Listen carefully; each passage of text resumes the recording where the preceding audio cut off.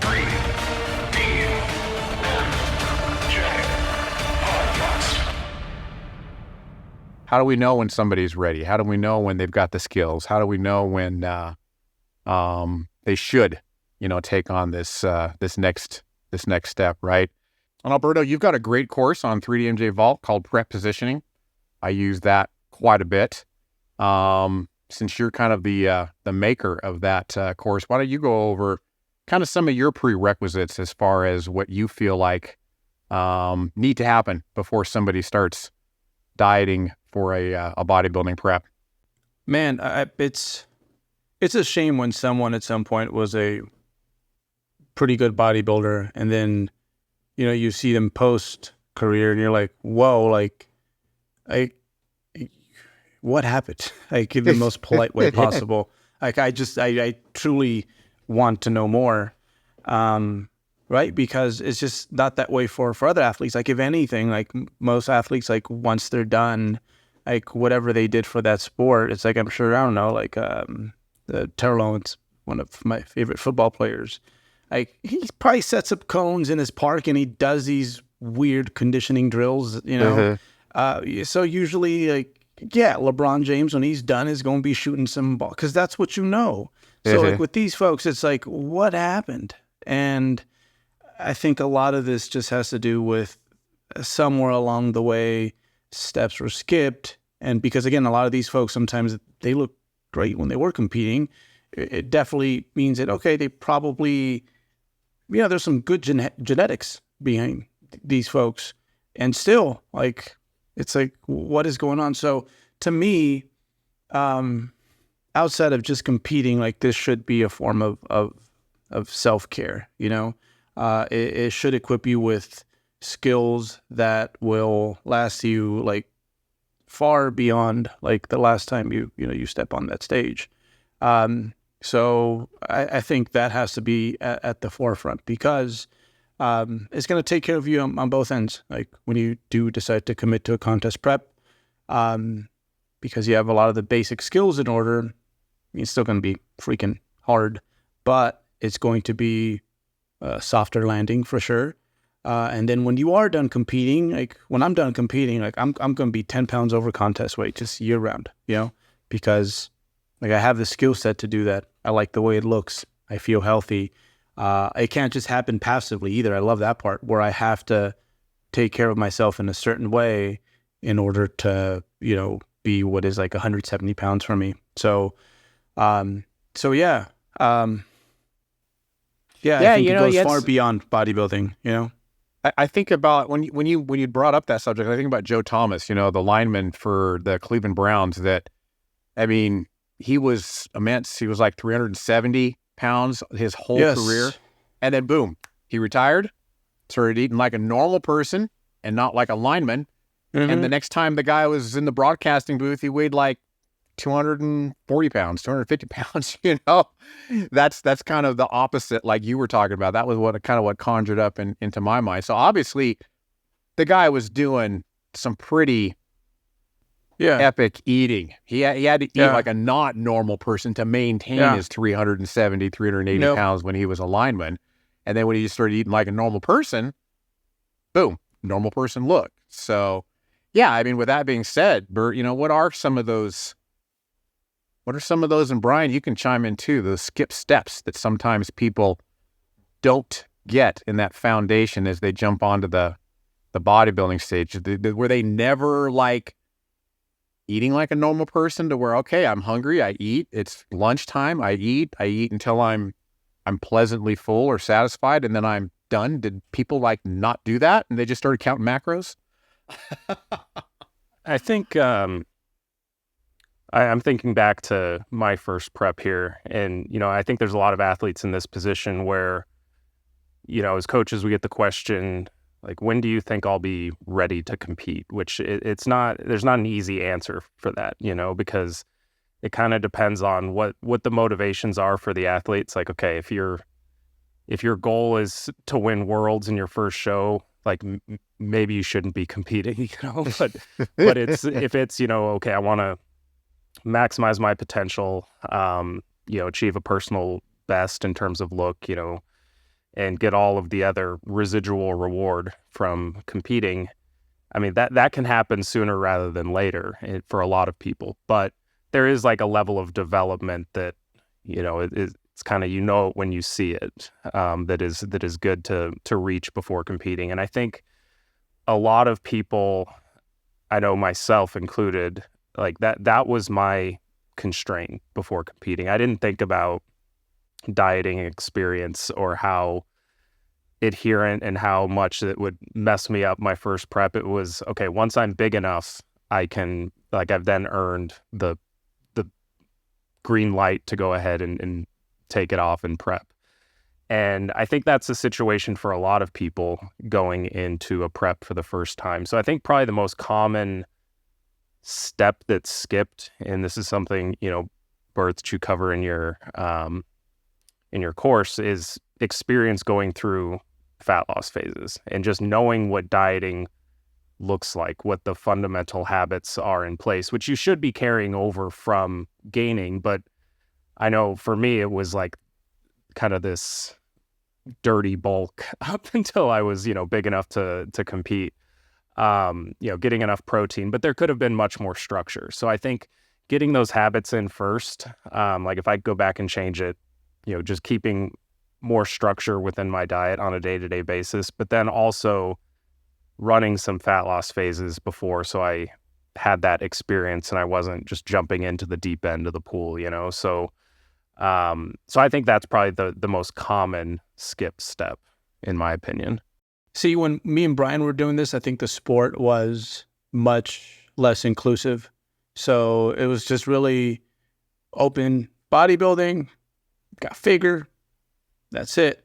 So of course, like that's your biggest concern is like, do I have enough size? So that's kind of holding you back. And I think in a way, even though it wasn't what we should have been focused on, it did protect us because like, it took so long to get jacked enough that by the time you had some muscle, you had made these lifestyle changes. I think in modern times, the issue is that it's much more open to everyone. It seems much more accessible. So I guess, first of all, I would start with, like, is this even, and I know it's not exactly, it's about skill sets, but I think this is an important skill set, is like determining, like, are my goals actually like my goals? I think most people, once they kind of became part of a slightly more complicated than elementary school, like social ecosystem, high school, namely, they go back and they're like, damn, I did a lot of bullshit that wasn't even for me. Like, I was really just trying to appeal to others. I wanted to fit in. And I think sometimes in the fitness world, adults like don't see that you're doing this like all over again. So first of all, is like, is that even your goal? Is that really, what you wanted at your core when you started going to the gym and eating a certain way for yourself? So that's super important. It's like being able to decipher like what truly is you, what goals are really your goals and not, other people's expectations, or what do you think other people might be expecting of you? Cause you've been in gym rat for 5 years or whatever.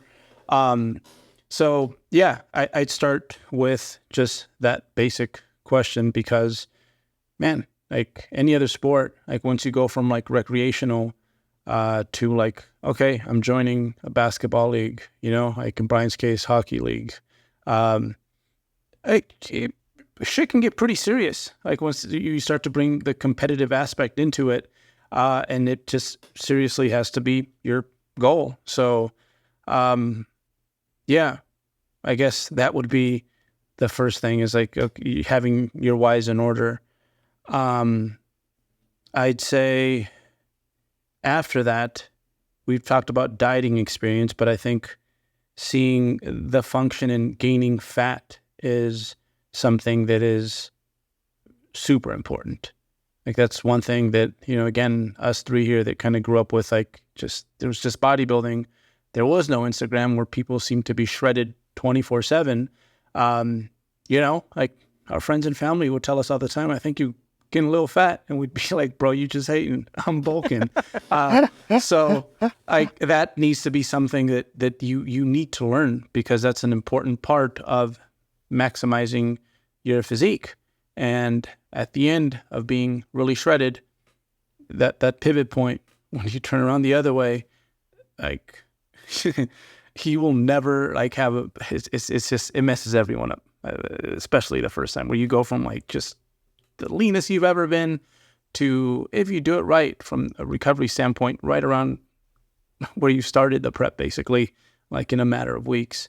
And this is easier to execute, to commit to that process, along with all the mainly gaining phases that are going to get you a physique that, you know, your division ultimately requires, if you learn to understand that, hey, fat gain is the cost of doing business and bodybuilding. Yeah, I almost think now the scenario's flipped a little bit. You know, like you said, for us it was, do I have enough size? And now it's almost convincing people to stay out of a deficit as much as they can early on in order to, you know, put on that muscle mass. So there's, while you need experience, you know, going through fat loss phases, it's also not a justification to be running them constantly or feeling like you need to stay lean. And so there's pros and cons to both, you know, ends of the spectrum there. But you know, just to kind of reiterate one thing you said, I mean, we're talking about the dietary aspects and when you know you're ready, but I think even more important than that is the motivation behind why you're competing, you know, as you alluded to. And just, you know, if you're competing because you're trying to grow your social media, and that's like a mode, you know, the driving factor, like that probably isn't a sustainable outlook to have. That's, you know, you're not going to get out of it what you could if, you know, you would kind of shift that perspective a bit. So, yeah, I think getting your ducks in a row on that front and competing for the right reasons. And I think we had a podcast on that at one point.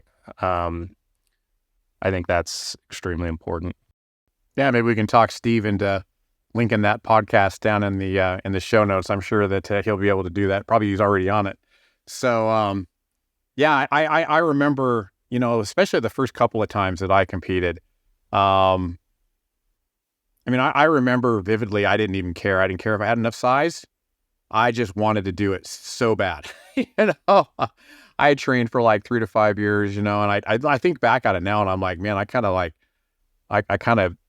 of pigeonholed myself, or kind of sliced my feet out from underneath me competing so soon. But at the time, I didn't care.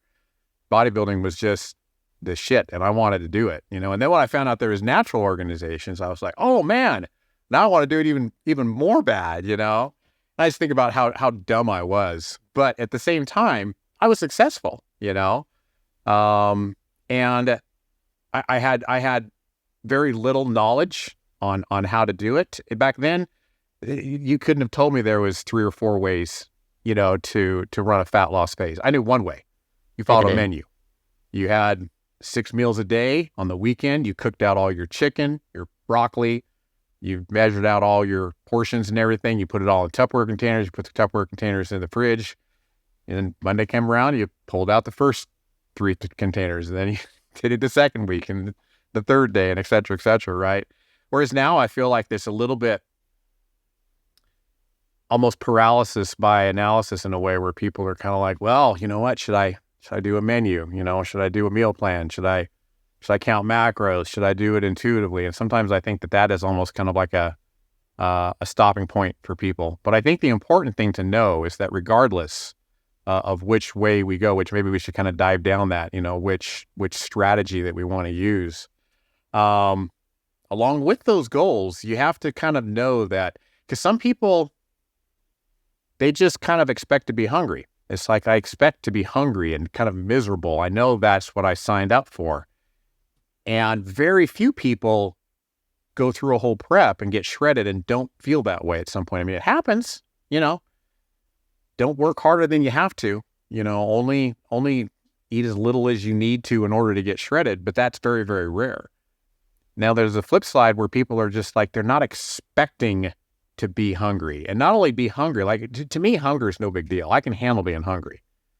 It's the low on energy and your legs are dead and you don't even feel like standing up and walking across the room.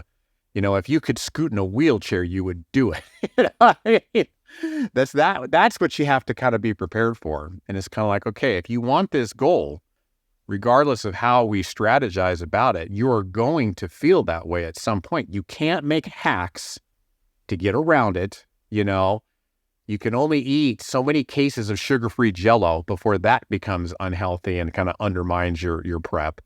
But you have to kind of know what you're signing up for and what you're getting into. So I just opened up a whole can of topics that we can probably dive into. But let's kind of start with those strategies. You know, Brad knew one way to do that when he first did his bodybuilding prep. Menus. Cook out all your food on the weekends, eat it during the week, rinse and repeat for 26 weeks until you're shredded. But there's a lot more than that out there now. So how do you guys kind of coach your athletes and kind of figure out how's the best way for you to execute this? I think one of the roles of a coach and responsibility that we have is teaching people the basic nutritional math, you know, and how to hit macronutrients if they're trying, you know, if that's something that we're aiming to do. Because I think, you know, like anything, there's extremes to each end of the spectrum, where, you know, people will have a meal plan, they won't know, you know, maybe they'll get themselves in shape, but they didn't really learn anything along the way. They just know, like, it just reinforced these biases that these are the bodybuilding foods, you know, that, Yep. you know, And like that was broccoli. me, that first prep. Yeah. So at the same time, on the other end of the spectrum, there's people that are constantly playing like macro Tetris, you know, and like going out of their way to, like, you know, flex on other people that, okay, I don't have to eat traditional bodybuilding foods. Like, I can eat this disgusting looking cheesecake and tell myself that it looks good, you know? And so there's a lot of, there's a balance there. And I think recently there seems, at least this is my perception of it, there seems to be sort of a renewed appreciation of having like a default menu for a lot of people. But they also, you know, as a coach, we need to make sure that those athletes are able to navigate around that. You know, if they go on a trip or if they have a work meeting that's catered, and like, if for whatever reason they get thrown off track, or out of their usual routine, they need to know how to make ends meet there. And so I think it can go both ways. But I think it's very helpful to have, like, you know, let's say 75% of your day is more or less the same. And then the other 25%, it's like you can manage, you know, based off of, you know, what you're hungry for, what you have available, you know, social aspects, et cetera. But yeah, I think that the educational component's a big part of it, and just knowing how to untether yourself from the meal plan when needed. Yeah, because I remember, again, dumb Brad way back in the day, I was focusing more on what was the glycemic index of some foods, because I wanted to make sure I had the highest glycemic index stuff after my training, and I wanted to have the lowest glycemic stuff at the end of the day, you know, and that was my focus. And yet at the same time, you couldn't have told me, and I didn't even know that there's more fat in peanut butter than there is protein, you know? I didn't know that, you know, I just knew that the glycemic index was super low. But yeah, I mean, tacking on to that, Berto, I mean, what are some of those things that you feel like people need to, or at least as us as coaches, we need to teach people, right?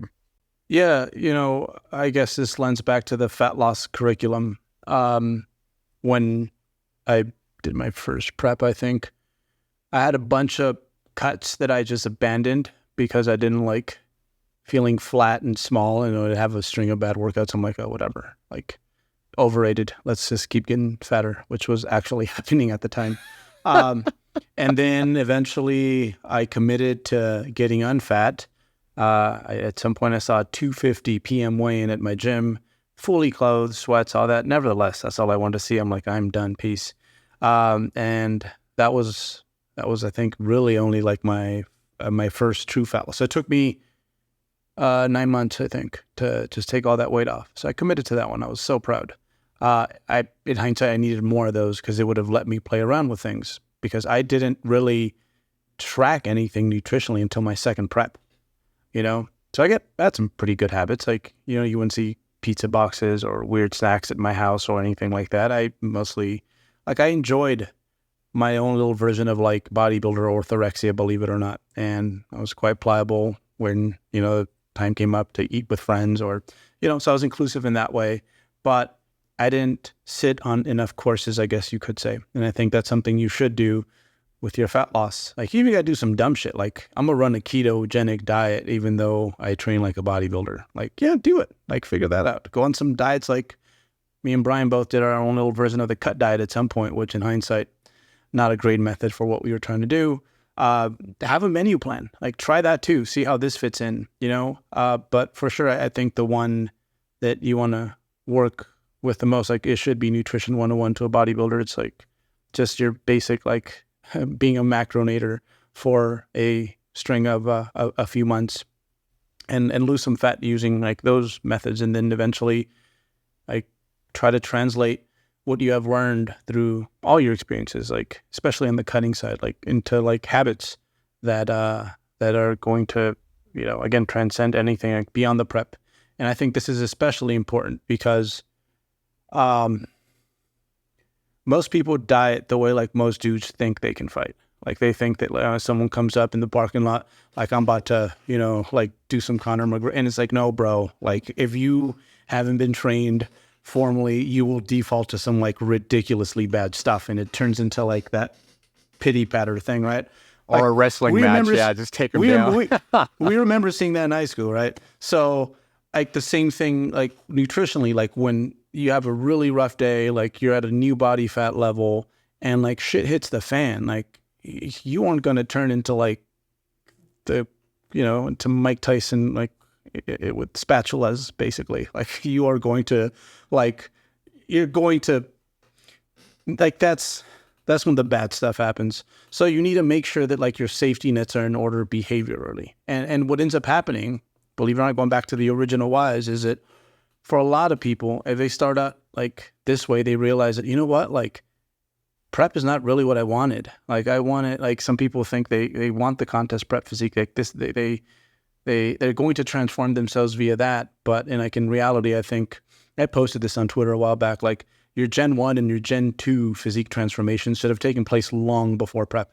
Like, whatever you wanted to accomplish when you first started going to the gym, that should be done deal. And then you moved on to the Gen 2. And then to move on to Gen 2 transformation, it's like some stuff has to be in order, like, overall in your life. And then at that point, it's like, okay, we can start talking about, you know, adding a competitive aspect to it. But I mean, I wish, especially ladies, man, I wish they knew that the stage that, like, what legs look like to have lines in them, because this is what all divisions require.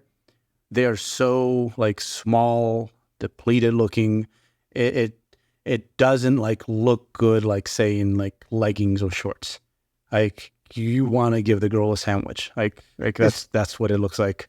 And, like, physiques that honestly, like, most people would be, like, super proud to, like, rock to the beach, like, on stage, especially, again, with women. It just, they don't look as good because you have to keep pushing to that, like, next level. Like, many times I'll see girls kind of on the outside and I'm like, man, like, I hope she realizes that, like, she looks real good. And I hope she, like, took this thing, like, on tour in a lake, a beach somewhere. And so she could see that, like, damn, like I put it down, because the sport will confuse you, man. You know? So yeah, I think, like you said, Brian, it's like you need to have those, like, default settings so that, like, you at your worst, because you're going to have moments where you're prone to losing control, like, it isn't that bad. And in hindsight, that's something, I think I was one fat loss phase away. Like, I should have tracked calories before I actually tracked calories, like, in the middle of a contest prep, because that left all sorts of problems afterwards, even though I got peeled. That in hindsight, they were worth it, but they weren't worth it. So yeah, exposure to a lot of things nutritionally, I think, is And then translating them over into habits, I think, is important because, again, there's life after prep. And because at some point you're going to have one of those days where, bro, like somehow like 12 Pop-Tarts disappeared. And we want to avoid that. What's going on, everybody? Eric Helms here, Chief Science Officer of 3DMJ. Thank you for listening to the podcast. And let me just take 1 second to tell you about MASS, Monthly Applications in Strength Sport. This is a monthly research review that I do with Lauren Colenso-Semple, Eric Trexler, as well as Mike Zerdos. These are experts in their field, and we cover all the information relevant to you as an athlete or coach if you're working with strength or physique athletes, or if you're a recreational or competitive athlete yourself. We cover nutrition, training, sports psychology, and health. And we do this in written format, as well as, since you like the podcast, audio summaries, as well as video concept reviews. If you're a trainer, we also have continuing education credits for ACSM, NSCA, NASM, and ACE. So head over to 3dmusclejourney.com, click on the products tab, and you can find us there. I look forward to seeing you, and enjoy the podcast. One of the things that I think I see a lot, with people entering these, not getting enough of the fat loss phases in place before, that's a red flag for me, is if somebody is, say we give, our athletes a dietary tracker and they're supposed to be in a fat loss phase. And just based off of our experience, like we know, okay, calorically, based on your level of activity, like you should be losing at a pretty predictable rate, And I think all of us have had those athletes where it's like, something's up, whether it's, they know they're underreporting, but in many cases they don't know. They don't. Yeah. And so I think, shoring that up is a big priority. And like, we don't want to overemphasize like hitting macros down to the specific gram. Like there is a margin of error there, but that margin of error in a prep, when the deficit gets smaller, can be erased very easily, And so, having untracked bites can, erase your deficit for the whole day, if you're at the tail end of a prep. So having people go through that experience and knowing like when they're kind of being blissfully ignorant, perhaps, and pointing out when that's the case, like one thing, with that kind of drives me nuts about like MyFitnessPal, and I haven't used it in a long time, but I'll get the question a lot, like, okay, the calories on my nutrition app aren't matching the calories on the track Spreadsheet, yeah. Mm-hmm. And so that tells me, okay, I have work I need to do on my end here to educate them about that. And so, but in many cases it's due to rounding, it's due to some labels not counting fiber towards the caloric Carbs. total. Mm-hmm. And so I think that can mess with people too. Some is seeing that disparity and they assume maybe they're doing something wrong. And so that education aspect, I think, plays a big role there. And I like to, own that and be able to direct them in the right way there. But I think one red flag I see that when I know someone's not quite ready is if there's that scenario where, okay, every time we run a fat loss phase, like on paper, it's looking like we need to diet on, 8 calories per pound, when in reality, you're probably at 12, or something like that. So, it's gently pointing that out. And also, I think reinforcing that a lot of people, they're not aware that they're doing that. Maybe they're, using volume measurements instead of grams, or instead of weighing things. And I think, we've talked about this before, like just that there's that, coursework to take of actually knowing how to track accurately that I think is required. Like the goal is never to have somebody tracking forever. For me, it's like you want them to have the ability to do it and the skill set to do it, but like that's not the end point proxy for success. Like, okay, I haven't, like I've got a 750-day streak on MyFitnessPal. Like like to me, in indirectly, I mean, this isn't always the case, but indirectly that can for some people almost be a red flag for me as Yeah. well. It's like, okay, if there's this level of neuroticism that, may or may not be unhealthy, depending on the individual, like prep is just going to magnify that to a larger degree. And so I think there needs to be almost this conservation of energy and focus as well, like knowing when to pick your spots to be more militant than others, and knowing when you can easily get away with a little bit more pliability within the diet. But yeah, that's pretty much my thoughts on that.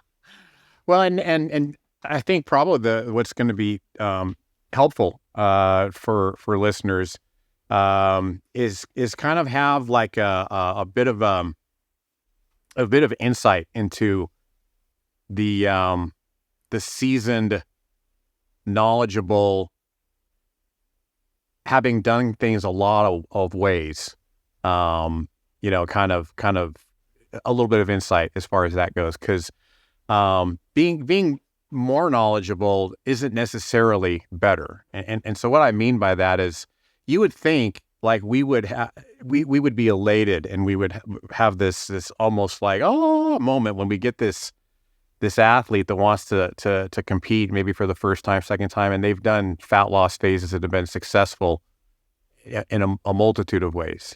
This person has lost 10 pounds just intuitively eating, just making sure that they got 40 grams of protein in each of their meals, and they ate 4 times a day, and they never counted calories one time, and they were able to just drop 10 pounds and hold on to their training performance, right? Or at least if they lost it just to like a little bit, And at the same time, they kind of learned that through tracking macros. And so they know that, yes, peanut butter does have more grams of fat in it than protein does. And they've kind of done the whole, Berto and I one time were laughing about, I could hit my macros with like a roll of duct tape, a box of cereal, and two cans of jerky, playing that macro Tetris, you know what I mean? But that person's done that, and then they've kind of done halfway in between, where they kind of track calories and protein, and they just kind of let the carbs and fat wherever they end up being, and they meet a weekly target of calories that need to be met, And so, I mean, that's like obviously a very useful tool to have all of those skills, right? It's kind of like that seasoned athlete that it's like, you know what, I know you're a little seasoned, you're a little worn out, but I still want you on my football team just because you can teach my guys so much, But at the same time, that can be kind of somewhat of a detriment, because people, they will think they can game the system, that they can kind of hack the system, and they kind of start using too many of those tools all at once, and almost daily, sometimes, But yeah, that's one of the things I think that would be helpful for listeners, is just to kind of know what you don't know, but know when you know too much, and you can actually outthink yourself and make what would have been a successful prep, kind of unsuccessful. I've seen bodybuilders that will game the system with sweeteners, and it's kind of like, well, sweeteners have some calories in it, and you use 3 cups of sweetener to make that disgusting looking cheesecake that you created. Those are calories that, you kind of missed. So, yeah, just those are some knowledge insights that I've kind of learned, and have done all of those at the time, and also kind of outsmarted myself a little bit too. So, you guys kind of drop some of those little nuggets as well. I think on that note, over analytical dieter, the person that knows like a whole lot, usually with these folks where there's a gap is when it comes to like, okay, it's like they know the stuff, they know the book, they know the curriculum, but they don't understand themselves. Like we all have had athletes like that, where it's like, yeah, like you like, I'm sure you're great with other athletes, and your methods are sound, but some of the things you do for yourself, it's like you're not taking into consideration like who you are. And I think that's why I think, especially over the years, one of the things that I cue in on a lot is the person's like body weight history, like before they prepped. So to me, if you grew up overweight, entered puberty overweight, Well, usually it just gets worse through adulthood at some point. But yeah, you were forming fat during this period, but there's a lot of habits and things that you're prone to that like we need to go back and take care of, and not just for the sake of surviving a prep, but for the sake of your future, like beyond bodybuilding. Because for these folks, like they experience diet fatigue differently.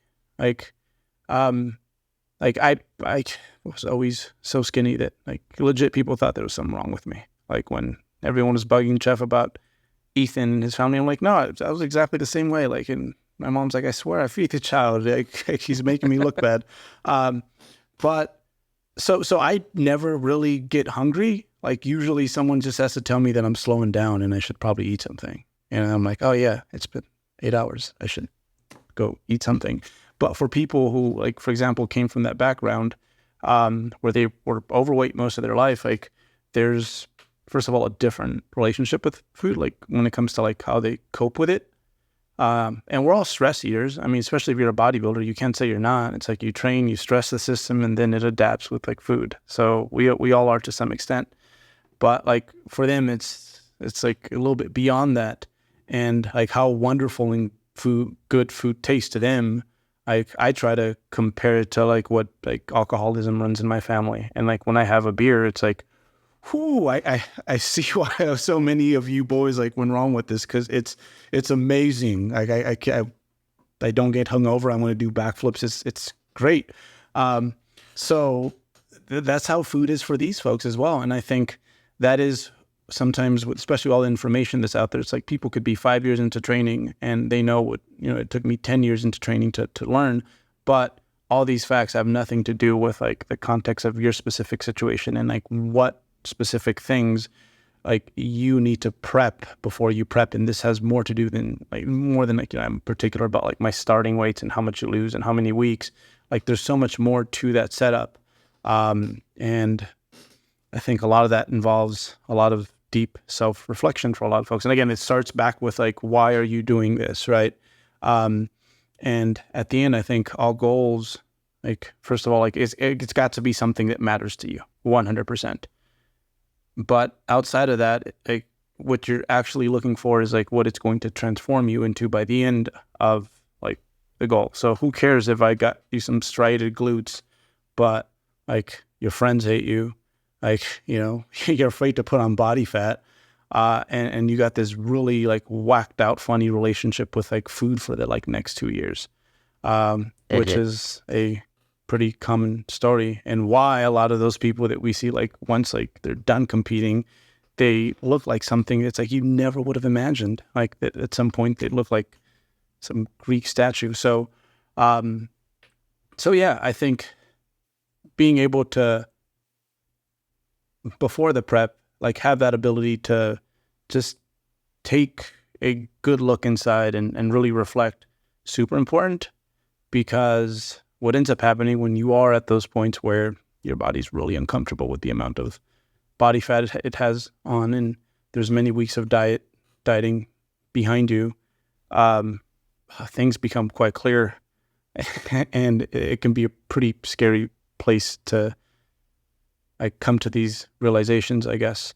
And so it's better to take care of this baggage before we actually start the prep. So yeah, I think now more than ever, it's like I have what I have in that course, but there's a lot of things. Like everyone's assignments are going to look a little bit different. And I think that's why it's important to have a coach that's been there before, that has seen how a lot of different, not just bodies, but minds respond to the prep. Because, at the end there's life after bodybuilding, and you want to make sure that, what you did here in some way souped you up for like the rest of life. I think not to mention, I mean, even competitors that, their first prep, they take this extreme approach and they're like, I'll do whatever it takes to, get in shape. And they go to these measures, and they, maybe they don't do things right. And there's hundreds of physique competitors that, probably could be world class if they stuck with it. And I think a lot of the time they're, the behavior and approach to a contest prep can cut their career short before they even realize it, because they're going to have a poor experience. They're going to come out, mentally they might be in a bad place. And, then as a result, it's like you're not going to reach your full potential or get what you should be getting out of this. So yeah, I couldn't agree more there. So I want to kind of throw a couple of scenarios at you guys, just to kind of see what how you guys would coach, people through this. And one of the scenarios I can kind of, this is personal experience, with me kind of dieting right now. I'm a tightwad, and I go grocery shopping once a month, and I get all my groceries and I just make it last the whole freaking month. So at the beginning of the month, we got cupboards and the fridge is like overflowing, right? And then at the end of the month, it's empty, right? And so here it is. It's the end of the month, and I'm eating yesterday, and I'm looking for stuff to fit my macros, and I find tuna burgers that have been down there for probably 6 months, and I'm eating those, But back in the day, Brad would have if the stuff that I had was not in my house, like if I didn't have the special sweet potato, that was made at such and such a place that I knew the macros for, right? And I was out of money, didn't have the money to go get the special sweet potato. The sweet potato was out. You guys have this client, right? Coach, I missed my calories. I went way over because I didn't have my food and I couldn't get it, How do you coach somebody through that? Hopefully they're not there, right? Because you've already taught them about the nutritional stuff that you talked about, Brian. But, what do you tell this person? I mean, in your scenario, it's like, okay, are there if there's alternatives on hand that they didn't know were viable alternatives, I think it's definitely worth asking, like, okay, this is a good teaching moment for, what is inherently special? Like, why do you have this belief, that this is what you have to have? And then, kind of work backwards from there. But, it's funny because I find I'm having a similar conversation with individuals who it's like they try to make each day different than the previous, so it's like, okay, you can have the same thing on back-to-back days. Like you're going to be okay. But yeah, I think for me, that's mostly an issue of education, or if they don't have something on hand, like just lack of preparation, and just planning ahead. So, encouraging them to set time aside, a week before they know they're going to be out of groceries to make sure they have a comprehensive list of, what you would need to have a few options for each meal on hand, and to go from there. But, I've been there too, Brad. Like Berto was mentioning, like we did the old, Civation cut diet, from like 2007, 2008.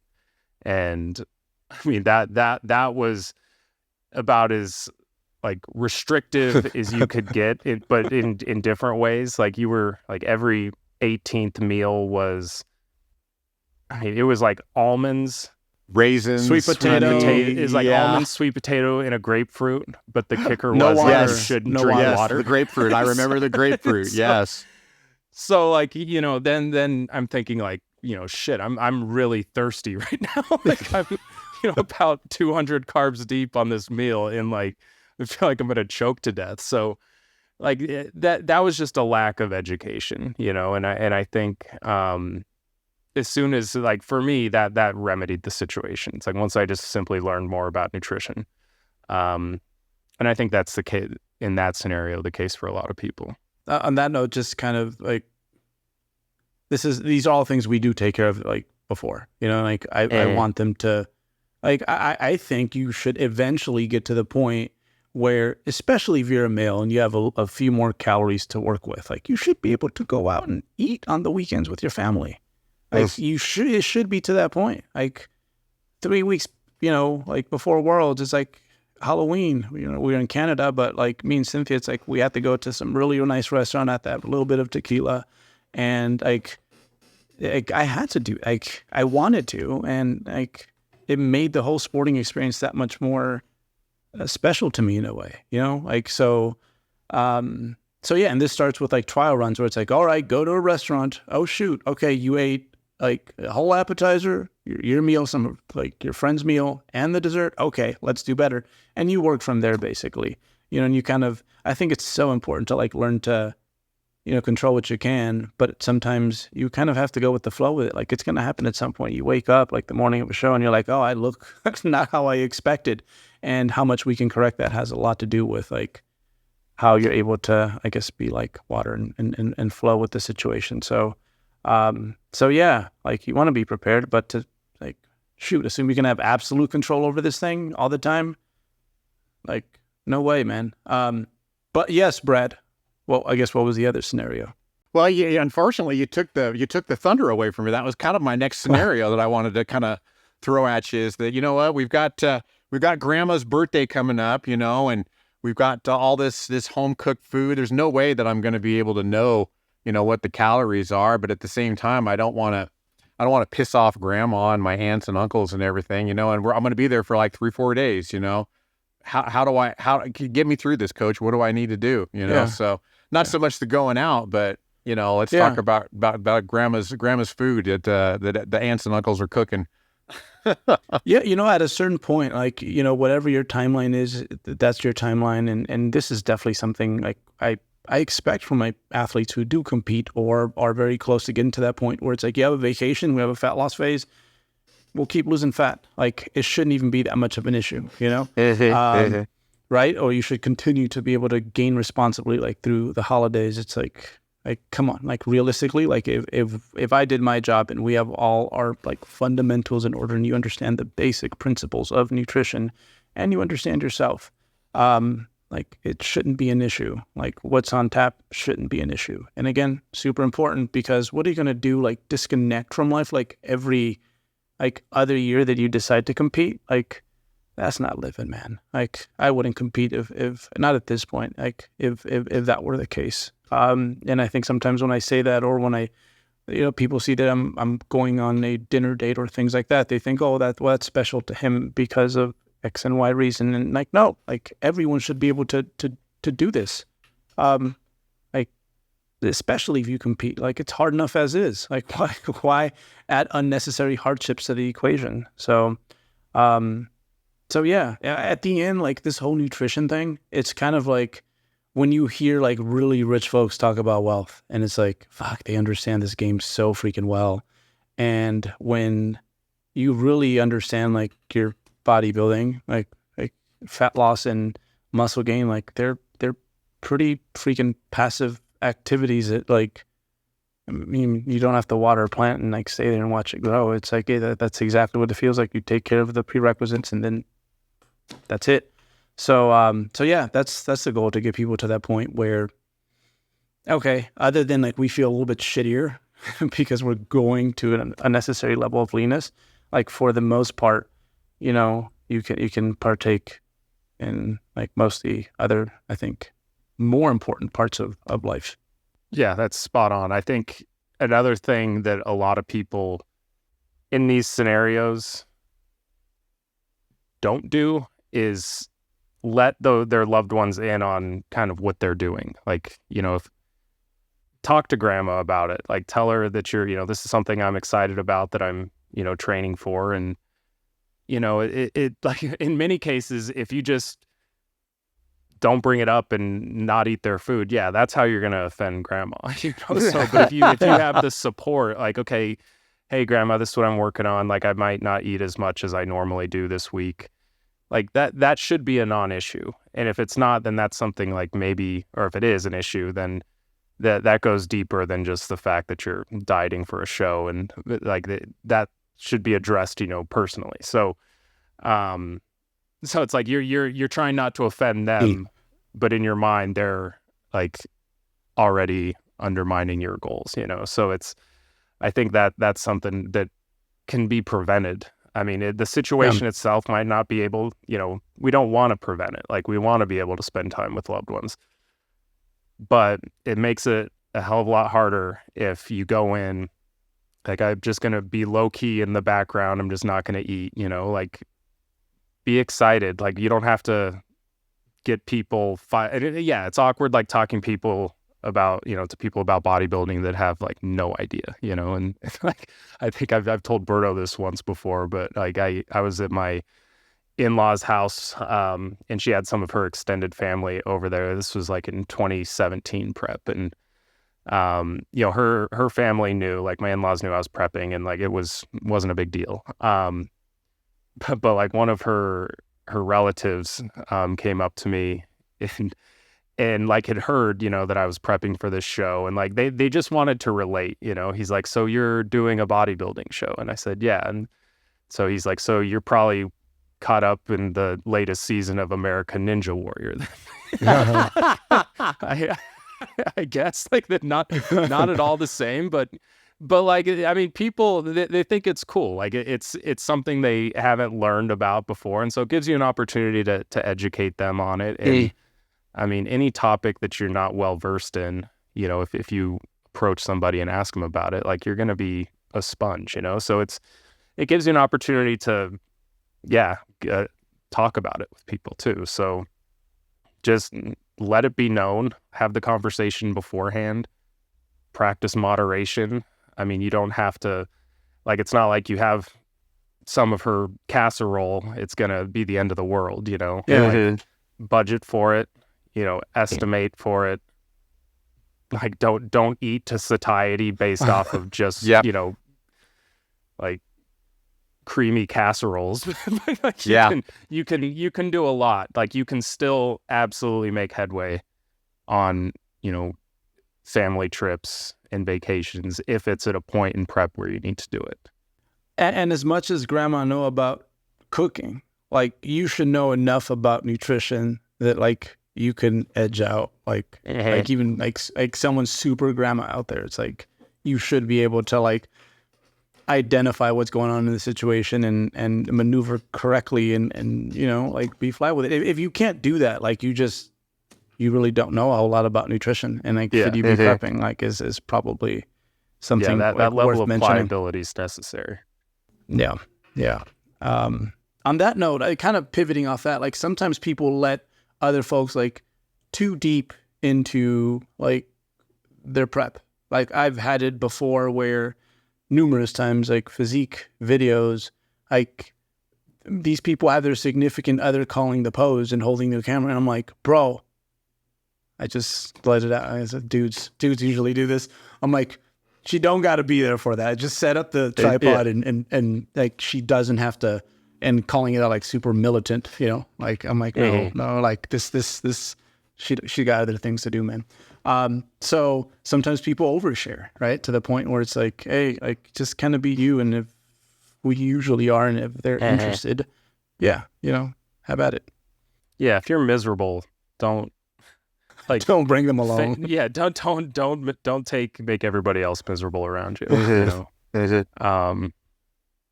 Family times 30 like minutes of watching one thing that pose. I'll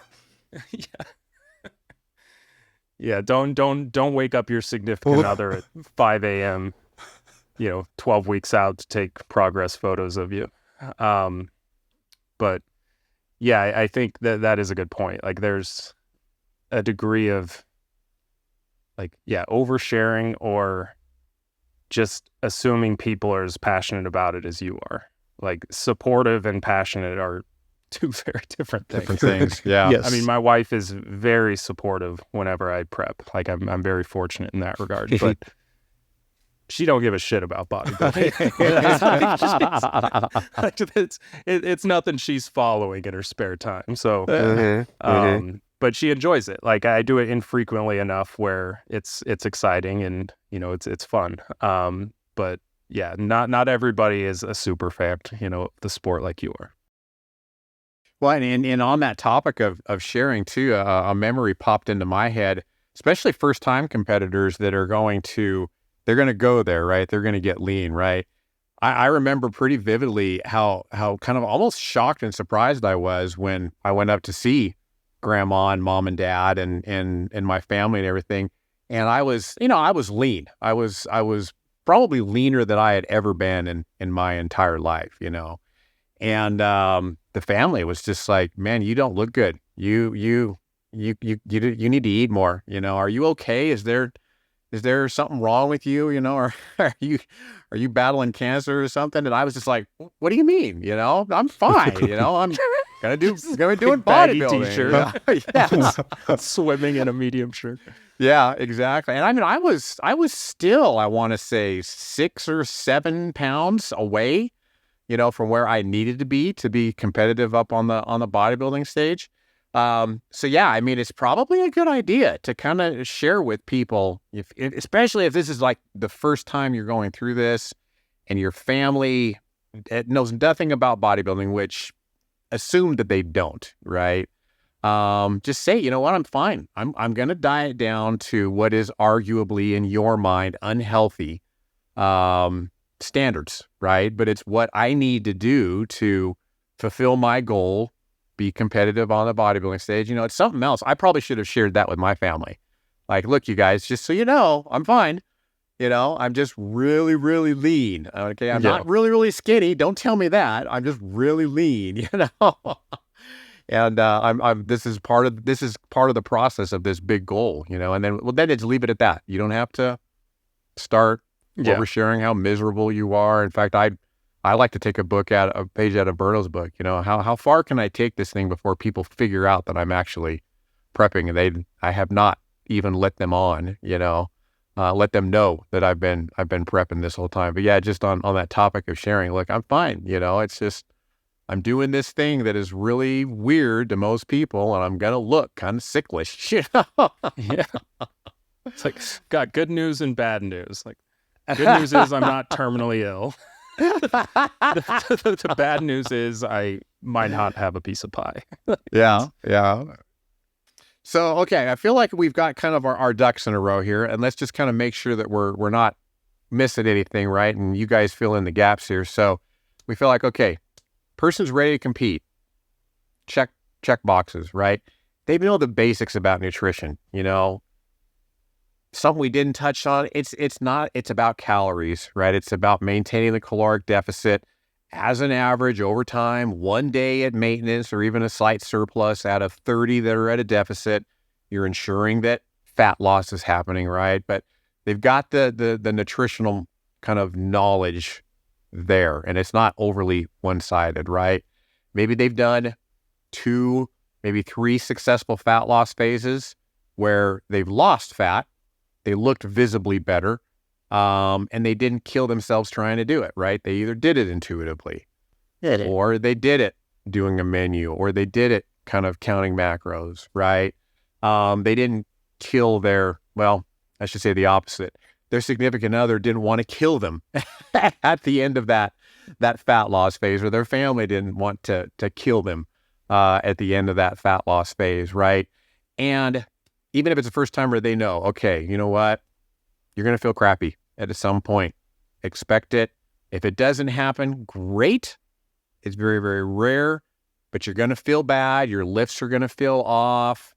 You're going to be hungry. Embrace it. You can't hack it. You can kind of help things so that you don't feel as hungry, right? But you can't make hacks, around it. And then we kind of feel like, okay, you're ready to take this thing on. You guys fill in the gaps. What did I miss? Just to kind of add an additional layer to one thing you said, being prepared that it is going to be difficult. And that's one thing you can go through fat loss phases, but until you experience like that red zone of fat loss pre-stage, like that's not something you can prepare yourself for. On the same note though, like there's a lot of people that kind of romanticize the hardcore aspect and the shittiness of prep. And I think that's not appropriate either, because it doesn't need to suck the entire time. Like, we're talking 4 to 6 weeks for I would say on average is going to be very challenging for most people. Obviously there's outliers to that, but I see a lot of people, 1 week into a contest prep deficit or any fat loss deficit, and they're, already discussing like, okay, my lifts are all down. It's almost like they've convinced themselves into feeling like shit, like, okay, like there's no reason if you're in a moderate deficit after 1 week, like your strength should be taking, especially if like we're not, we use glycogen, but we don't use like that much glycogen where, early in a fat loss phase, we should be plummeting. Or if they're playing like the volumetric game with their food early on. I think that's something that, you can, a lot of people, like you said, Brad, a lot of people assume, if the hunger is the worst part of it. And the hunger, like you're kind of on autopilot at that point, and I mean, yeah, there's people that can go off, and, binges can occur for some people, but the worst part by far is just that lethargic feeling, like the cinder blocks tied to your ankles kind of feeling. And, no protein fluff is going to solve that problem.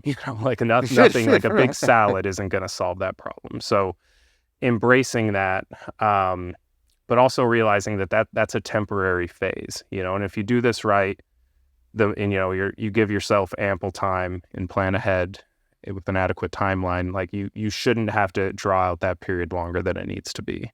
Yeah, and that's a great point, because when you're in that red zone, you're in that final. I kind of think of it as like the 4 to 8 weeks, right, where you're super lean and you've got to live that way for a little while. Things just don't make sense. Not only do you not really make sense because you're so spacey, but just your body doesn't seem to make sense. It's like, how did I gain 1.5 pounds eating the same foods that I always eat, all the time? Well, you know what? There's reasons for it, and usually it's to use Nick's term, it's multifactorial, right? A hard workout in combination with a little bit of cardio, and boom, you're inflamed, and that shows up when you're that lean. But just you have to kind of almost expect that in that particular period of time, things are not going to make sense. You're way outside of your upper lower range. Your metabolic rate is so slowed down. It's like, how am I only, getting 9 respirations a minute? Well, it's one of those things that doesn't make sense, but it's just, you have to kind of prepare for that. Yeah. So how about you, bro? Do you have anything that you needed to add or layers to anything there? Yeah. I think having a few successful fat loss phases, like you made it to your destination, not ones that you ditched. And you're like, you know what? I need a contest prep. That'll really, really have me follow all the way through. So being able to do that outside of a prep, but then also I think the rebound on the other side, like the fat loss phase isn't over until you're on the other side. So who cares if you got your first set of abs? That's a good point. And they were gone 4 weeks later.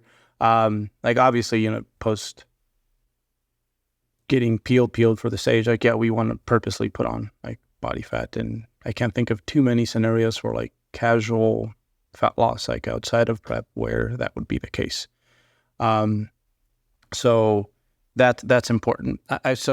Again, the same old guidelines. It's like, hey, for people who prep 3 years of training, please 2/3 of that in a surplus, 2 to 3 good fat loss phases that you completed, and that means getting there, and then also how you exited matters. And I think because there's such a big jump going from your first prep to your second prep. Most people, their first prep, there are pictures you share with your friends because you can laugh at them now. You're like, hey, dude, I went up there like this. And even people who, they did pretty good, their first go around, there's still substantial changes from the first to the second. So I'd say for the second time, I think at that point you do want to get to a place where, with a lot of the athletes that I work with, that other people are like, damn, man, I can never work with Bert because he only works with these guys. First of all, that's not true. I enjoy working with all different levels, but with them, we focus so much more on training, and the timelines are more like, hey, you know what? In the next 8 months, can you bring me back 6 to 10 pounds? Go do that. And that's what they do. And the same thing when we're cutting, unless we're playing with some systems it will be valuable later on when we're prepping. It's kind of the same deal. It's like, all right, I think we need to turn back now. Can you take care of this in like 8 weeks for me? Boom, there we go. Like it's that simple. You do want to get to this point, like by the time you are approaching your second prep, I feel it's going to get rid of a lot of the pressure and like neuroticism that accompanies a prep. And eventually, I do think, like in the long term, like we are going to have more people than not getting to the point where like not tracking over the course of a contest prep is like quite common. I think 10 years from now, you can Not have unheard all of. these all these dudes like 24, 25, 26 that like, but part of it is like, we just haven't figured out all the methods, but it's going to be a lot more common. And I'll tell you what, like prepping without tracking, so much easier than like prepping with like tracking, where like there's this like omnipresent being there all the time that I'm like asking, can I eat this? Can I not eat this? Hold up, this day's different. How do I, like, it's much easier when like you have taught the athlete enough things where they can read and survey what's going on at the ground level and make the right decisions in a more dynamic fashion. And of course, this will end over to peak week 2, where athletes can, we can change things like Thursday so that we look better Saturday because we look weird on Thursday. Nevertheless, prep is going to hurt. Like there's no way around that. It is something that I think I like to compare to like really hard sets. Like when you have someone who is like brand new to training, I could literally like what it actually is what it feels like to them. It feels like their body's being attacked. And the first few times you go there, that's what it feels like. Like it's sensations that most people in developed countries never get to experience. You do this more often, it does get to the point where you're kind of just like, I mean, it's not great, but like Brian said, you also understand that like there's like nothing that's going to fix this, like outside of like many weeks of like eating at a surplus. So you're not as panicked about the situation anymore. Like a burger billboard flying by as you're driving doesn't like really do much for you, or it isn't that agonizing. So yeah, like Jeff says, like, experience cures all, and you just have to make sure that you're exposing yourself to the right things along the way. I think I'll just piggyback onto that. I feel like with me at my level right now, you touched on right there, the ground level, knowing what you should feel like and knowing when you can make your prep and your intake a little bit more dynamic. Kind of know what you shouldn't be doing either. Because I know at my level, I can't do that yet. And I like super admire Alberto when he's like, okay, I know today that I need to eat a little bit more, but I know that I'll still be in the deficit that I need. He can go by feel because he's got that kind of intuitive in touch, with himself. And I know that I'm not there yet. There's no way that I could perform. There's no way I could prep to that level of intuitiveness, So I guess that's just kind of the last thing that I'll throw in there is know what you don't know and know what you probably should not undertake because you have not gone to that level yet, Yeah, and I think some people, like I wouldn't say, if you're not at that level, like, or you should always, be at this level to justify like a second prep. I think on average, most people, their first show, like there's no chance they're going to be able to do that. Yes. But I think, just the levels of like just different personality traits of people. Like some people just love seeing that data, like that's part of the joy of the process. And Brad, I know you're kind of like that. So I think like it's not a level of like there's a level of like unhealthy neuroticism, and then there's just kind of being a nerd. Like you and I are kind of on the nerdy side, where it's like I like seeing that data, Yeah. But I've done it both ways. Like I've definitely done it where, I can intuitively diet, but like deep into prep, like I like having tighter control of things, and I don't think there's anything necessarily wrong with that, but. If like the idea of tracking, like, okay, I don't even know if I could lose 5 pounds without tracking. Like if that's something, as a listener, if you're hearing that, and are very alarmed, like there's probably more experience that needs to be had before Adapting. Yeah. can kind of get to that next level, which is fine. But we should recognize that. So No, I agree. Some people are probably going to have to track forever. Like, for example, the folks that maybe grew up really overweight, like that's probably not in the cards. But casual, like off season, like you should be able to you should be able to. do like by the time you get to your second prep, you should be able to gain weight at a reasonable rate. And okay, shoot, all right, let me lose a little bit. Like you shouldn't have to download the app either. But yeah, now some people. Like Brad said, like know yourself, and I think this goes back to like the beginning. Like some people, hopefully, it doesn't mean you're never going to prep, but they after hearing this, they're like, okay, damn, there's some things that I need to take with me, have in my metaphorical backpack before I decide to take on this mountain. I like it, guys. Well, thank you very much for both being here, and all our listeners. Thank you for enjoying our nutritional nuggets. If I could use that word.